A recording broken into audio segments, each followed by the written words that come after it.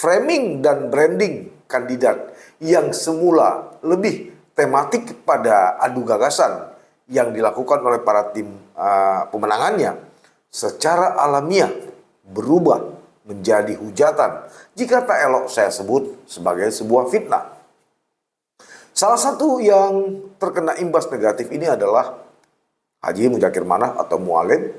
Ya, kita lihat sajalah berbagai tudingan dan arahan diarahkan kepada Ketua Komite Peralihan Aceh dan Partai Aceh ini.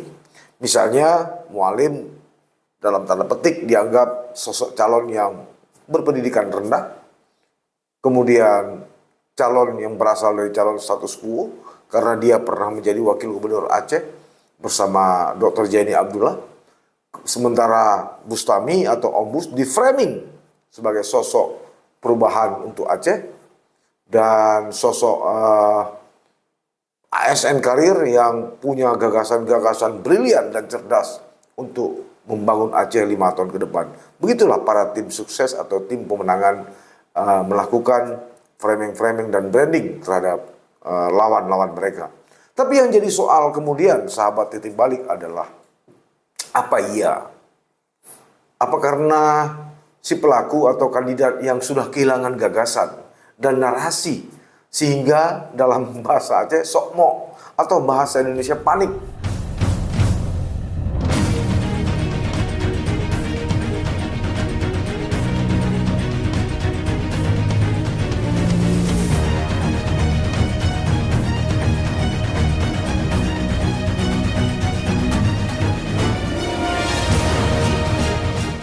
Jangan lupa like, komen, dan subscribe. Serta aktifkan lonceng notifikasi. Assalamualaikum warahmatullahi wabarakatuh. Sahabat titik balik, apa kabar Anda semuanya? Saya tidak pernah bosan selalu mendoakan Anda semoga selalu dalam lindungan Allah Subhanahu wa Ta'ala, Tuhan yang Maha Esa. Sukses dan sehat selalu dalam menjalankan tugas serta aktivitas sehari-hari.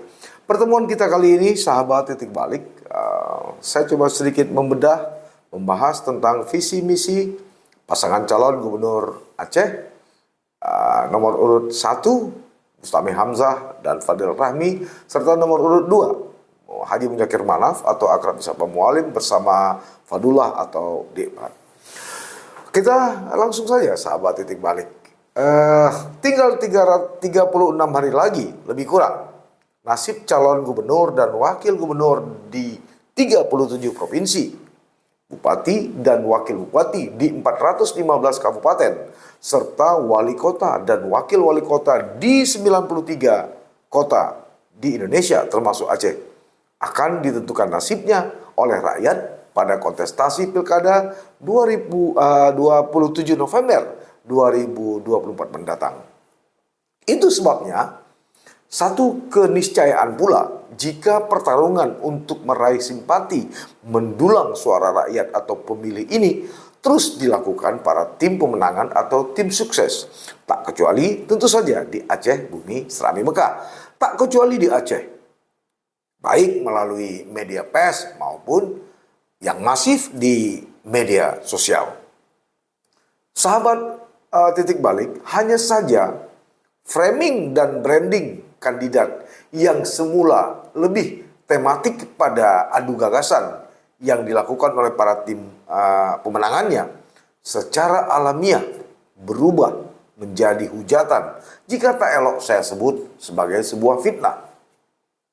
Salah satu yang terkena imbas negatif ini adalah Haji Muzakir Manaf atau Mualim, pasangan calon bersama Dekpat nomor urut 2 sebagai calon wakil gubernur Aceh. Ya, kita lihat sajalah berbagai tudingan dan arahan diarahkan kepada Ketua Komite Peralihan Aceh dan Partai Aceh ini. Misalnya, Mualim dalam tanda petik dianggap sosok calon yang berpendidikan rendah, kemudian calon yang berasal dari calon status quo karena dia pernah menjadi wakil gubernur Aceh bersama Dr. Jaini Abdullah. Sementara Bustami atau Om Bus di-framing sebagai sosok perubahan untuk Aceh dan sosok ASN karir yang punya gagasan-gagasan brilian dan cerdas untuk membangun Aceh 5 tahun ke depan. Begitulah para tim sukses atau tim pemenangan melakukan framing-framing dan branding terhadap lawan-lawan mereka. Tapi yang jadi soal kemudian, sahabat titik balik, adalah apa iya? Apa karena si pelaku atau kandidat yang sudah kehilangan gagasan dan narasi, sehingga dalam bahasa Aceh sokmo atau bahasa Indonesia panik berhadapan dengan paslon 02 Mualim Dekpat, sehingga muncullah berbagai informasi negatif tadi yang begitu masif di media sosial. Itu sebabnya kondisi yang ada saat ini telah memancing libido keinginan saya lebih dalam tentang bagaimana melihat atau menganalisa visi dan misi Mualim Dekpat versus Bustami Hamzah dan Fadil Rahmi. Sahabat titik balik, menurut saya visi dan misi Mualim jauh lebih realistis dan membumi jika dibandingkan dengan visi misi paslon 01 Bustami Hamzah dan Fadil Rahmi. Mari kita bedah bersama-sama. Ini penilaian saya. Paslon Mualim Dekpat lebih mengakomodir visi atau agenda mereka yang terhubung dengan kondisi Aceh saat ini. Ambil contoh soal Aceh Islami. Sepintas kelihatannya narasi ini memang normatif. Tapi nyatanya tidak seperti itu dibandingkan dengan narasi yang dibangun oleh Om Bus yang menyatakan dalam visi misinya menjadikan Aceh sejahtera, berkeadilan, beridentitas. Kalau begitu di mana bedanya? Dan itu sebabnya saya melakukan tracking dan riset secara sederhana melalui beberapa referensi termasuk tata bahasa. Dan hasilnya saya temukan sejumlah realitas di balik narasi ini. Aceh Islami misalnya yang digagas oleh Mualim Dekpat, apa maknanya? Dan ini agenda siapa sebenarnya? Ternyata ada benang merah dan terhubung dengan persoalan ulama, agenda santri, dan agenda mayoritas perguruan tinggi berbasis Islam di Aceh. Di Aceh ini kan sejalan dengan realitas agenda masyarakatnya yang Islami dan religius. Jadi jelas siapa yang berkepentingan dengan agenda Mualim ini. Ada kelompoknya, ada komunitasnya, dan ada basis masanya. Sehingga visi Mualim mengenai penguatan syariat Islam di Aceh tentu jelas menjadi agenda bersama.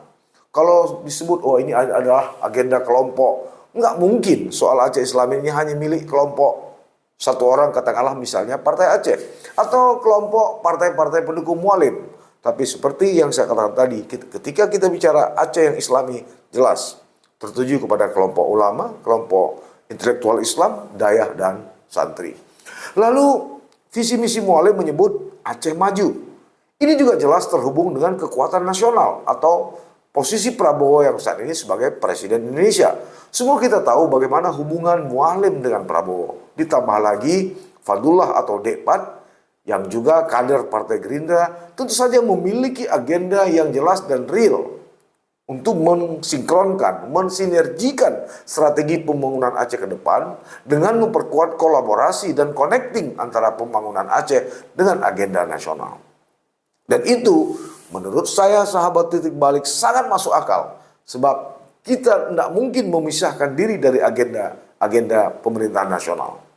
Jadi narasi Aceh Maju di sini menurut saya bukan kata asal pilih atau asal comot yang dilakukan oleh tim Mualim Dekpat, tapi lebih kepada narasi yang memang sengaja untuk menghubungkan agenda pembangunan Aceh dengan pembangunan nasional.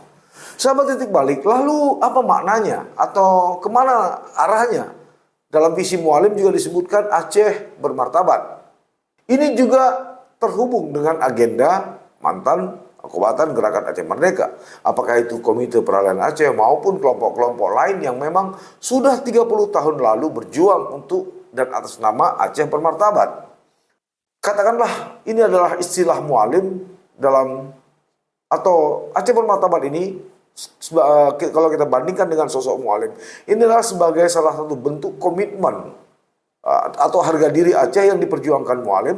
Dan Mualim pada posisi ini adalah sebagai simbol bargaining atau nilai tawar politik antara Aceh dan Jakarta. Dan inilah yang juga menjadi agenda setting para ex-kombatan, juga ada KPA dan kelompok aktivis mahasiswa pada 1998 lalu. Saat itu, aktivis di Aceh berteriak dan turun ke jalan hanya untuk satu perjuangan atas nama Aceh bermartabat Aceh, atau menjadikan Aceh lebih bermartabat setelah 30 tahun lebih Aceh ya dalam tanda petik diobok-obok oleh rejim Orde Baru. Lalu bagaimana dengan Aceh berkelanjutan dari visi misi Mualim? Menurut saya secara kasat mata dan pikiran terbuka mudah kita cerna. Tentu ada kaitannya dengan isu lingkungan. Seperti jangan merusak hutan, jangan merusak alam, jangan asal dapat uang semua dirusak. Gunung-gunung pun dihancurkan. Tentu ada juga persoalan soal izin tambang yang memang serampangan akhir-akhir ini. Ini juga selaras dengan agenda perjuangan dari kawan-kawan yang bergerak pada isu advokasi lingkungan. Agenda masyarakat sipil tentu, yang bekerja untuk menjaga hutan dan masyarakat adat. Jadi, sahabat titik balik, menurut saya sangat jelas siapa yang dirangkul dari visi dan misi Mualim Depan. Lalu pertanyaannya, bagaimana dengan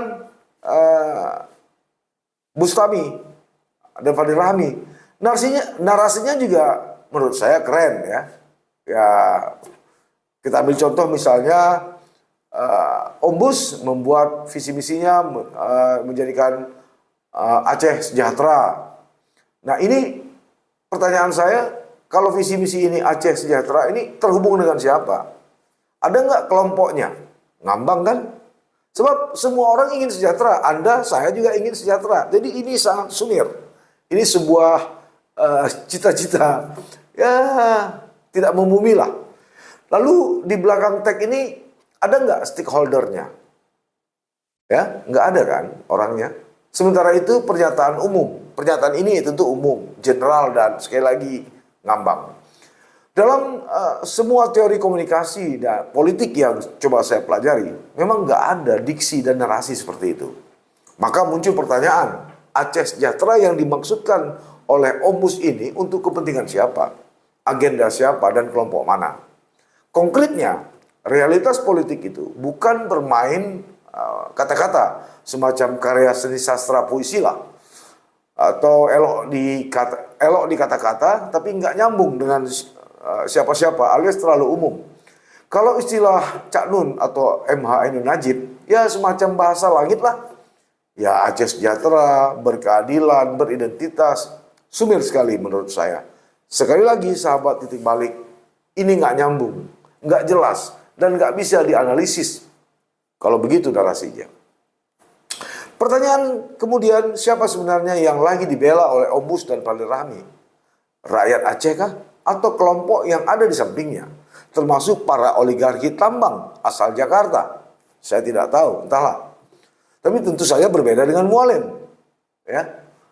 Jelas ketika tersebut atau dia menyebut Aceh Islami, maka Mualim menurut saya sedang berikhtiar untuk memajukan agenda ulama, agenda dayah, dan agenda santri. Tentu akan banyak turunan-turunannya yang bisa kita bahas terkait dengan visi misi ini. Lantas apa jadinya ketika gagasan-gagasan Mualim jauh lebih jelas, lebih konkret dari gagasan-gagasan Ombus berdasarkan visi misi tadi? Maka kelompok lawannya atau kelompok yang tidak senang sama Mualim tidak tahu mengkritik lagi. Akhirnya menyeranglah personal Mualim atau pribadi Mualim tadi. Ya seperti menyoal soal pendidikan Mualim, ya, kemudian keluarganya segala macam. Dan ini saya kira sebuah sikap kepanikan. Karena menyerang personal Mualim ini sama bentuknya dengan cacat nalar. Istilahnya ya menyerang orangnya. Harusnya menyerang gagasannya, bukan menyerang orangnya. Itu sebenarnya yang sedang dimainkan oleh kelompok sebelah. Atau ya kalau saya tidak salah menduga. Ya. Karena itu pula pelan tapi pasti para kelompok realistis ini kemudian menjauh dari Ombus. Jadi ada kelompok-kelompok kritis yang coba mencerna ini, terutama insan-insan kampus, para mahasiswa, aktivis yang mengerti, yang mulai coba mempelajari visi misi ini pelan tapi pasti mulai menjauh dari dari Ombus Fadil Rahmi karena memang dianggap tidak realistis. Apalagi kemunculannya sebagai calon gubernur Aceh ini kan sangat instan. Ya, kalau kita mau jujur secara tiba-tiba, entah siapa yang dorong, entah siapa yang membujuk, sehingga baru 4 bulan menjadi pejabat gubernur Aceh, memiliki nafsu ingin menjadi orang nomor 1 di Aceh secara definitif. Dia lupa tidak memiliki basis partai politik. Ya. Ini kalau kita bicara secara adat, tidak bicara hakikat. Nah, karena bermain dengan cacat nalar tersebut, harusnya menurut saya generasi muda atau generasi Z sudah saatnya lah untuk menjauh dari pasangan Ombus dan Fadil Rahmi. Karena alasan itu pula, saya jujur saja mendukung Mualim dan Dekfat. Boleh kan? Karena seperti halnya Anda, sebagai rakyat Aceh, tentu saya juga punya hak yang sama untuk memilih siapa pemimpin Aceh untuk 5 tahun ke depan. Demikian, terima kasih. Assalamualaikum warahmatullahi wabarakatuh.